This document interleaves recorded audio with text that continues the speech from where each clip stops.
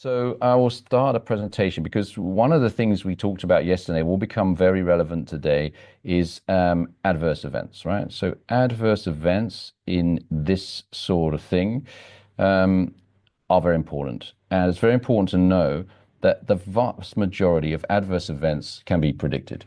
Okay, so we have this usual situation. I wonder if you recognize this. So somebody has a adverse event, a complication, and everybody says, oh yeah, these things just happen, or yeah, that can happen, or yeah, there's some almost that we as doctors can have some dissociation for adverse events. So I really recommend to you a brilliant idea somebody had.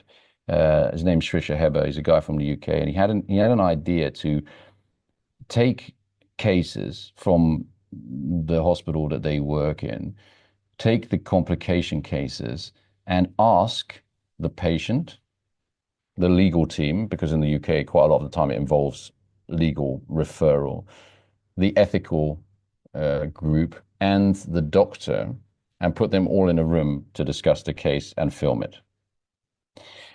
So that's only, I think, if we tried to achieve that in Belgium, I would be out of a job.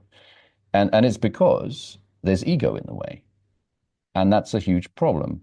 And actually, that forum, and actually we'll put it on Geeks. So probably within, I'd say, a couple of weeks, you have it on Geeks to watch it. And it's so powerful. And you cannot watch all of it at once because it's just confronting, right? And all of us should be unpacking, deconstructing our adverse events, right? So the thing you can do for a patient is make sure that that never happens again, okay? Within the confines of what's possible. So there are